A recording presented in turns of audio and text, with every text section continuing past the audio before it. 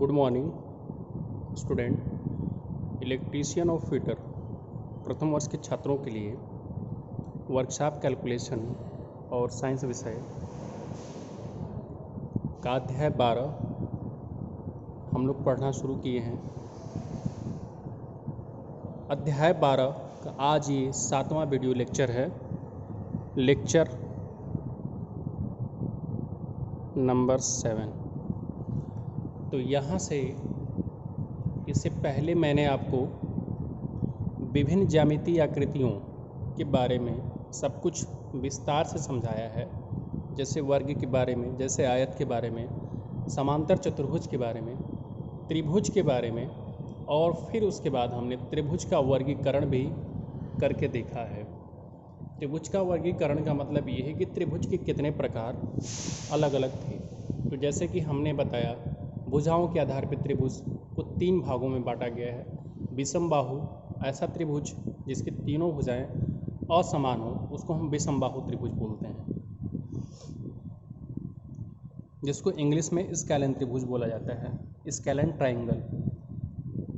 समद्विबाहु त्रिभुज ऐसा त्रिभुज जिसकी 2 भुजाएं बराबर होती हैं, तो ऐसे त्रिभुज को इंग्लिश में आइसोसेल्स बोला जाता है, आइसोसेल्स ट्राइंगल। फिर उसके बाद ऐसा त्रिभुज जिसकी तीनों भुजाएं समान होती हैं, तो उसको इक्विलैटरल ट्राइंगल बोला जाता है, मतलब समबाहु त्रिभुज।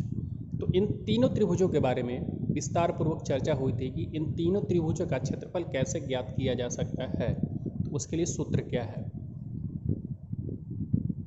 तो सूत्र तो बहुत ही महत्वपूर्ण होता ही है कि प्रश्नों को हल करने के लिए। दूसरी बात ये थी कि एक और त्रिभुज था इक्विलैटरल ट्रायंगल। इक्विलैटरल को ही समबाहु बोलते हैं। एक था right angle triangle. Right angle triangle का मतलब समकोण त्रिभुज। समकोण का मतलब ये है कि त्रिभुज की 3 भुजाएं तो होती ही हैं, त्रिभुज में, किसी भी त्रिभुज में 3 भुजाएं होंगी ही। तो कोई ऐसा त्रिभुज जिसकी किन्हीं 2 भुजाओं के बीच का कोण, कोई भी 2 भुजा के बीच का कोण 90 डिग्री हो जाए तो वो त्रिभुज समकोण त्रिभुज हो जाएगा। और समकोण त्रिभुज में ही पाइथागोरस का नियम अप्लाई होता है। तो ये तो त्रिभुज के कई प्रकार हमने पढ़ लिए। फिर इन त्रिभुजों पे हमने अलग अलग जो है सूत्र देखे कि कैसे समबाहु त्रिभुज के क्षेत्रफल का सूत्र क्या होगा, विषमबाहु त्रिभुज के क्षेत्रफल का सूत्र क्या होगा, और समद्विबाहु त्रिभुज के क्षेत्रफल का सूत्र क्या होगा। और कोई भी प्रकार का त्रिभुज हो, जब हमें पता ही नहीं है कि वो समबाहु है कि विषमबाहु है, केवल इतना बताया गया कि ये त्रिभुज है जिसकी भुजाएं ये हैं। भुजाओं के आधार पर हालांकि हम त्रिभुज को पता कर सकते हैं, लेकिन ज़रूरी नहीं है कि भुजाओं के आधार पर आप जान जाएंगे कि त्रिभुज किस प्रकार का होगा। जैसे कि मैं उदाहरण के तौर पे आपको एक त्रिभुज बताता हूँ जिसकी भुजाएं 3 सेंटीमीटर, 4 सेंटीमीटर और 5 सेंटीमीटर हैं। तो बताइए ये त्रिभुज कैसा है। तो आपको देखने से, जैसा कि भुजाएं असमान हैं, आपको देखने से ये लग रहा है कि ये विषमबाहु त्रिभुज होगा। लेकिन अगर आप थोड़ा सा ध्यान से देखेंगे तो इसमें पाइथागोरस का प्रमेय अप्लाई हो जाता है, अर्थात 3 का वर्ग प्लस 4 का वर्ग बराबर होता है 5 के वर्ग के। तो इसका मतलब कहीं न कहीं ये समकोण त्रिभुज है। तो फिलहाल ये तो बातें हो गई। आज हम त्रिभुज पे आधारित कुछ प्रश्न देखते हैं। तो पहला प्रश्न है कि क्षेत्रफल ज्ञात करें यदि आधार और ऊंचाई एक त्रिभुज का 10 सेंटीमीटर और 3.5 सेंटीमीटर क्रमशः हैं। मतलब कि आपको त्रिभुज का क्षेत्रफल ज्ञात करना है जिसका आधार 10 सेंटीमीटर है और ऊंचाई 3.5 सेंटीमीटर है। तो चूंकि इस त्रिभुज में आपको आधार 10 सेंटीमीटर बताया गया है और ऊंचाई 3.5 सेंटीमीटर, तो हमने एक समकोण त्रिभुज ही बना लिया। हमने एक समकोण त्रिभुज बना लिया जिसमें आधार 10 सेंटीमीटर हो गया, ऊंचाई 3.5 सेंटीमीटर हो गई। अब इसका हमें क्षेत्रफल ज्ञात करना है। तो किसी भी प्रकार का त्रिभुज है उसका क्षेत्रफल का सूत्र क्या होता है, 1/2 गुणे आधार गुणे ऊंचाई। तो इस फार्मूले में रखेंगे तो आधार कितना 10 सेंटीमीटर, ऊंचाई कितना 3.5 सेंटीमीटर रख दिया। तो 2 से 10 को कटाया, 5 बार में कट गया। अब 5 का गुणा 3.5 में किया तो 17.5 सेंटीमीटर स्क्वायर क्षेत्रफल आ गया। तो ये तो आपका इस त्रिभुज का क्षेत्रफल कितना आ गया, 17.5 सेंटीमीटर स्क्वायर।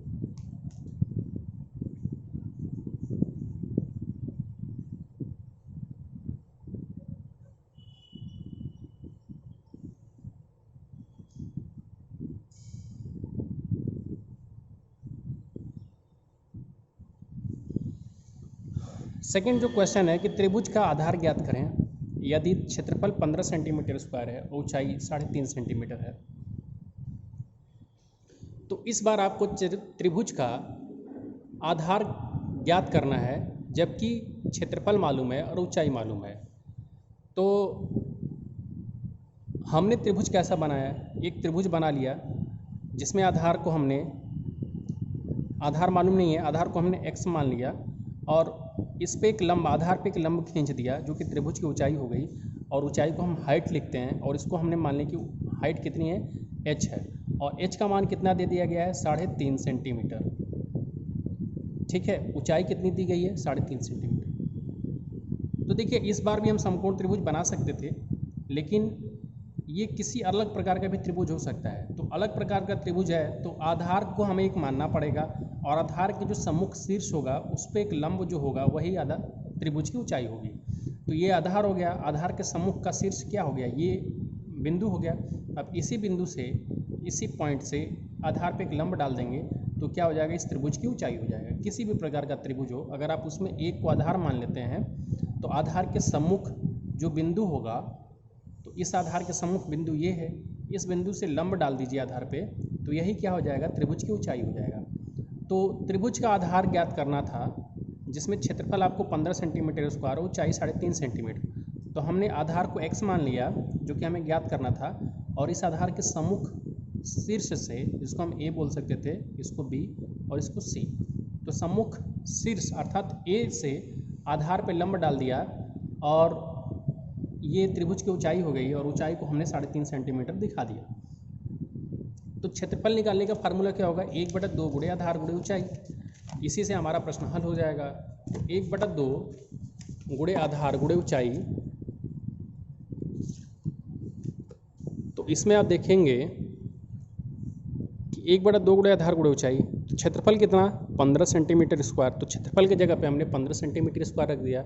1/2 गुणे आधार, आधार हमें मालूम नहीं है तो हम मान लेते हैं कि आधार x है, तो इसके जगह पे x रख सकते हैं, और ऊंचाई कितनी है, 3.5 सेंटीमीटर है।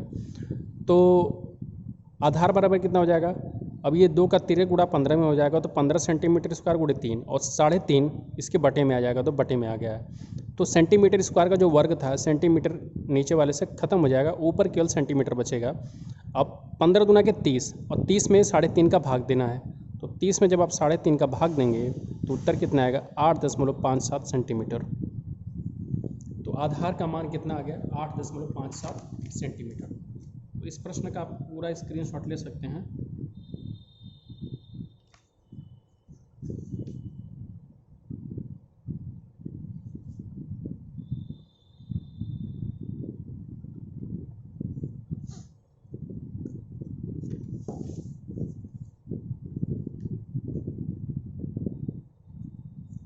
अगला जो उदाहरण हमने लिया है कि त्रिभुज की ऊंचाई ज्ञात करें जिसका क्षेत्रफल 60 सेंटीमीटर स्क्वायर है और आधार 10 सेंटीमीटर है। तो इस बार हमने एक त्रिभुज, कोई ABC त्रिभुज बना लिया। इस प्रश्न में आपको ऊंचाई ज्ञात करना है जिसका क्षेत्रफल त्रिभुज का दे दिया गया है कि ये हमने त्रिभुज बना लिया ABC। ठीक है, अब ये किस प्रकार तक का त्रिभुज है, समबाहु है कि विषमबाहु है, हमें कुछ नहीं मालूम है। बस हमें ये दिया गया है कि इस त्रिभुज का क्षेत्रफल कितना है, 60 सेंटीमीटर स्क्वायर है। तो हमने मान लिया कि इस त्रिभुज का क्षेत्रफल 60 सेंटीमीटर स्क्वायर है और आधार 10 सेंटीमीटर है। तो त्रिभुज को हमने जब बना लिया तो किसी एक भुजा को हमने आधार मान लिया, तो हमने BC भुजा को आधार मान लिया। ध्यान दीजिएगा मैं क्या बोल रहा हूँ कि हमने किसी एक प्रकार का त्रिभुज बना लिया ABC, किसी एक भुजा को हमने आधार मान लिया। अब जिस भुजा को आपने आधार माना है इसके सम्मुख शीर्ष से, तो इस वाली भुजा का सम्मुख शीर्ष क्या हो गया, ये A बिंदु। तो इसी शीर्ष से जिस पे आधार माना है आप उस पर लंब डाल दीजिए, तो ये 90 डिग्री का कोण, ये 90 डिग्री का कोण, क्योंकि लंब डाला गया है। तो यही जो होगा त्रिभुज की ऊंचाई होगा। तो इसको हमने हाइट मान लिया, और ये इसको किससे बोलेंगे, h से बोलेंगे। तो हाइट h हो गया, और बेस कितना है आपका, 10 सेंटीमीटर। तो इस त्रिभुज का क्षेत्रफल का सूत्र क्या हो जाएगा, क्षेत्रफल निकालने का 1/2 गुणे आधार गुणे ऊंचाई। तो इस त्रिभुज का क्षेत्रफल निकल जाएगा 1/2 गुणे आधार गुणे ऊंचाई से। तो क्षेत्रफल की जगह पे जो आपका दिया गया है वो हमने रख दिया 60 सेंटीमीटर स्क्वायर, 1/2, आधार का मान कितना था, 10 सेंटीमीटर, ऊंचाई को हमने h माना है क्योंकि ऊंचाई मालूम नहीं है। तो अब h का मान निकालना है तो 60 का गुणा 2 में हो जाएगा, 13 गुणा और 10 का भाग चला जाएगा, तो h बराबर हो जाएगा 60 सेंटीमीटर स्क्वायर गुणे 2 बटे में 10। तो सेंटीमीटर का जो वर्ग था तो वर्ग वाला एक खत्म हो जाएगा सेंटीमीटर के नीचे से, जो नीचे वाला सेंटीमीटर है, केवल ऊपर में सेंटीमीटर बचेगा। और ये 60 गुणे 2 बटे में 10, तो 60 में 10 का भाग देंगे 6 बार में जाएगा, और 6 में 2 का गुणा कर देंगे 12। तो h का मान कितना आ गया 12 सेंटीमीटर। इसका मतलब इस त्रिभुज की ऊंचाई कितनी है 12 सेंटीमीटर। तो ये प्रश्न ऐसा भी हल हो सकता है और इसको हम समकोण त्रिभुज मान करके भी हल कर सकते थे।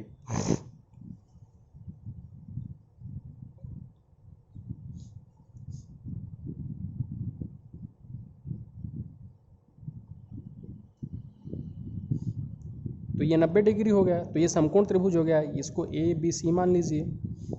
तो ये आपका ऊंचाई हो गया, इसको h मान लीजिए, और ये आधार हो गया, तो ये आपका दिया ही है 10 सेंटीमीटर। तो क्षेत्रफल का सूत्र इसी वाले फार्मूले से लगेगा। तो इस त्रिभुज का क्षेत्रफल आपको 60 सेंटीमीटर स्क्वायर दिया ही है, 1/2 गुणे आधार गुणे ऊंचाई।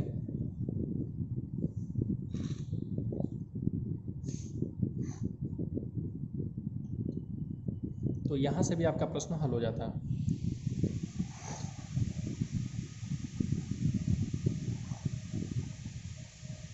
अगला है कि समद्विबाहु त्रिभुज का क्षेत्रफल ज्ञात करें जिसका आधार 6 सेंटीमीटर है और अन्य दो बराबर हो जाए वो प्रत्येक 5-5 सेंटीमीटर है।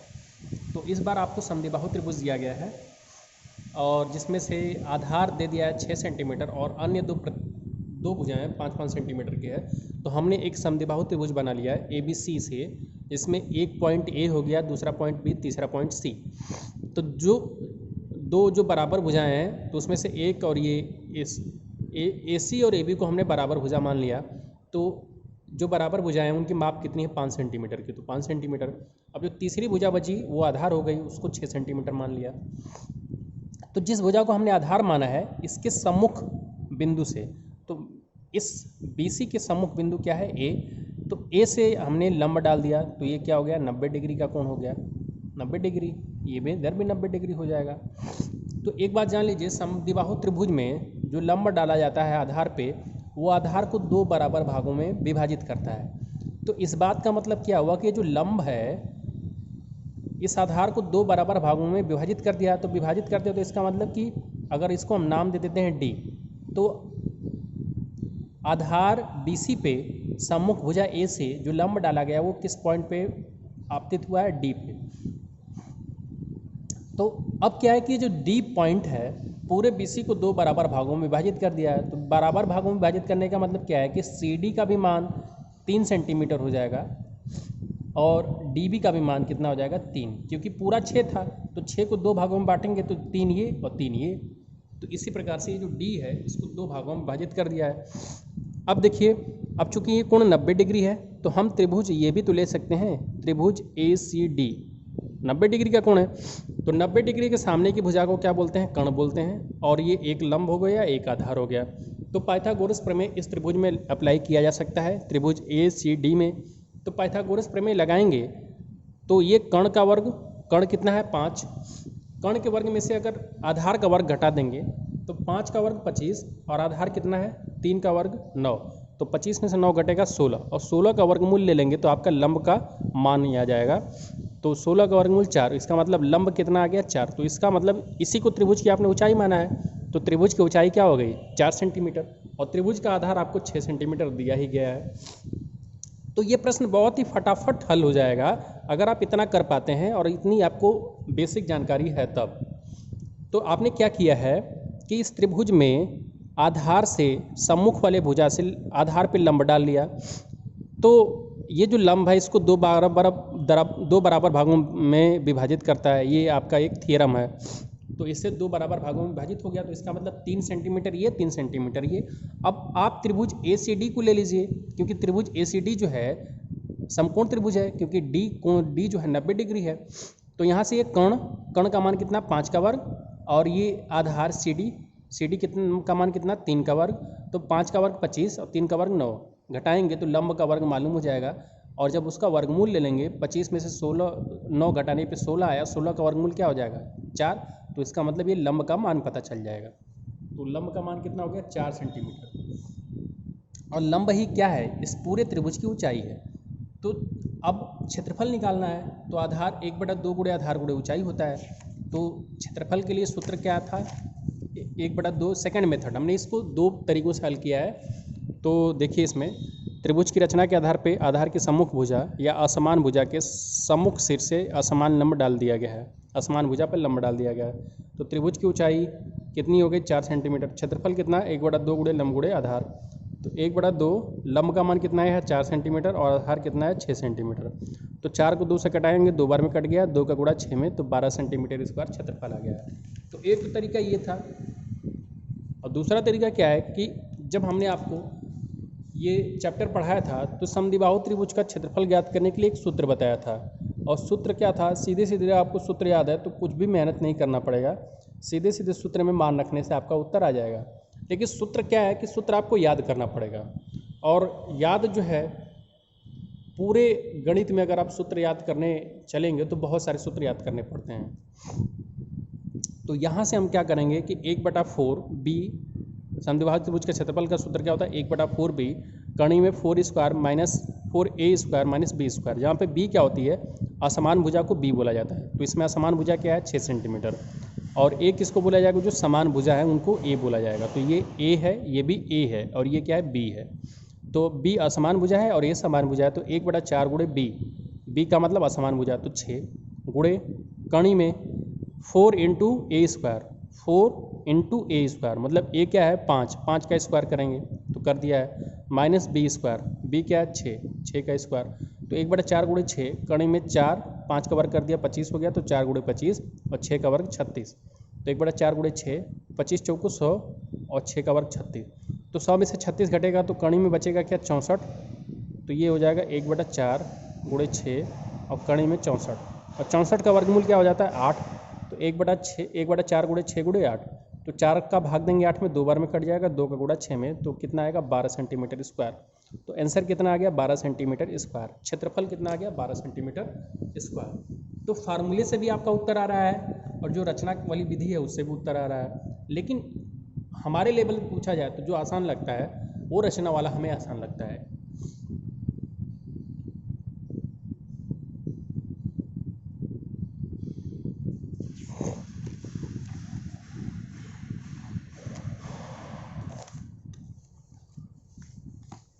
अब सेकेंड मेथड आपको बता ही दिया गया था।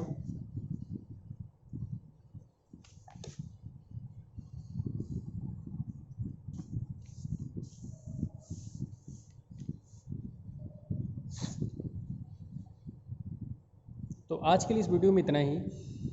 वीडियो देखने के लिए धन्यवाद। कल और त्रिभुज पे जो आधारित प्रश्न हैं वो आपको हल कराए जाएंगे। तब तक आप खुद से जो है इस तरह के प्रश्नों को हल करिए, और जहाँ पे भी नहीं आ रहा है आप कमेंट में पूछिए।